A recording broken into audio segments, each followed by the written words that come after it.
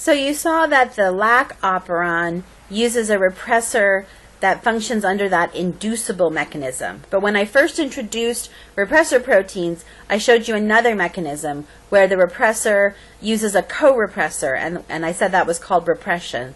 And I know that's a lot of repress, the word, over and over again. We're going to look at an example of an operon that uses that repression system, where there's a co-repressor that partners with the repressor protein. And the operon we're going to look at is the TRP operon. TRP is short for tryptophan. Tryptophan is an amino acid. It's one of the 20 amino acids that cells build into all the proteins that do all the jobs in cells. So this little picture just shows 3 amino acids, and it happens to show tryptophan, right? So there's the amino group, and there's the central carbon, there's the carboxyl group, and then here's this R group on this amino acid that makes, the R group is what makes each amino acid unique. So if cells are going to build proteins, they need tryptophan. Tryptophan, in my little Lego analogy that I used through the metabolism section, tryptophan is a particular Lego. It has a certain shape, and some proteins are going to require tryptophan. So this is a building block that cells would need. E. coli has the ability to build tryptophan from scratch. If you give E. coli some glucose, which you know has only C's, H's, and O's, right? No N. But you throw in a nitrogen salt in there, so you don't throw in any amino acids. You just throw in some nitrogen-containing salt, right? E. coli can rearrange glucose, stick some nitrogen on it, and build its own tryptophan. So E. coli can build actually all 20 amino acids from scratch, if it has to. But just like you might think, why bother, if somebody handed you something ready-made, E. coli is the same way. If you were to put it in a test tube and put some glucose and nitrogen salts in there and put a little tryptophan in there, it'll build all of the other amino acids from scratch, but it'll use the tryptophan you gave it. It figures, why bother building it myself? You gave it to me. Now, of course, E. coli can't actually think, so how that happens in E. coli is an example of gene regulation, and that's what we're going to look at. So the TRP operon is an anabolic operon because the genes in the operon are enzymes that build. They build tryptophan. And so the enzymes to make tryptophan are contained in this operon. And as I said, if you give E. coli some glucose and nitrogen, it can build its own. But this costs energy, so why bother doing it if you get fed tryptophan? So here is a picture of the TRP operon.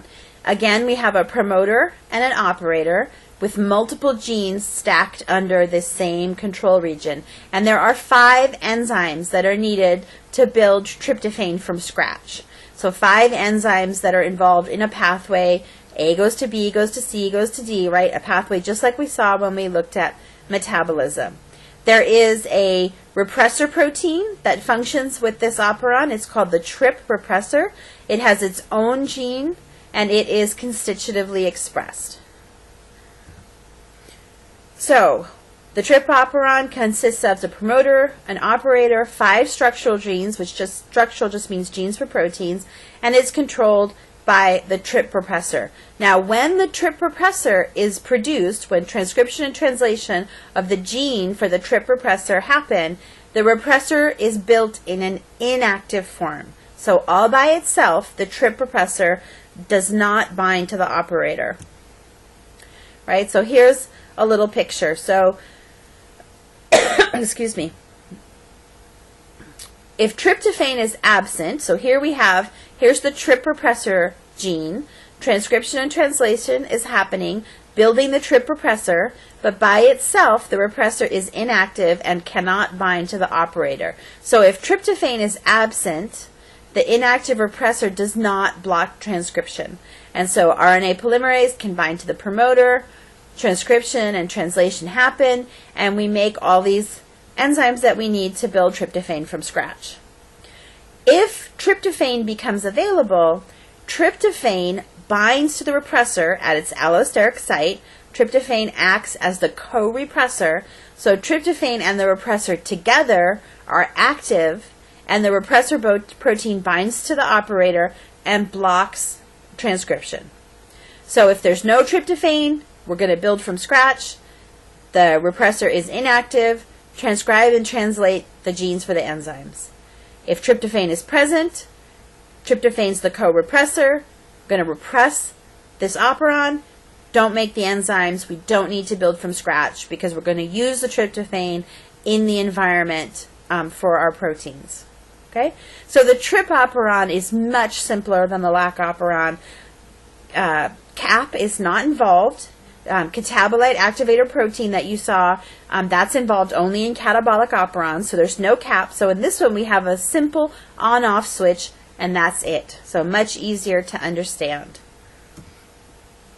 Okay, so when tryptophan is absent, we know that the repressor is inactive, right? The repressor by itself can't do anything.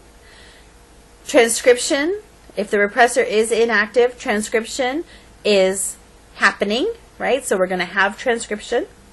But when tryptophan becomes present, it acts as the co-repressor. It's going to make the repressor protein active and able to bind to the operator, and transcription is blocked. Okay? So that's how the trip operon works. So if we compare lac versus trip, right? So the lac operon is an operon for breaking things down. So it's a catabolic operon. The trip operon is an anabolic operon. In the case of the lac operon, we have this environmental signal that can bind to the allosteric site on the repressor. In the case of the lac operon, the environmental signal acts as the inducer. Right?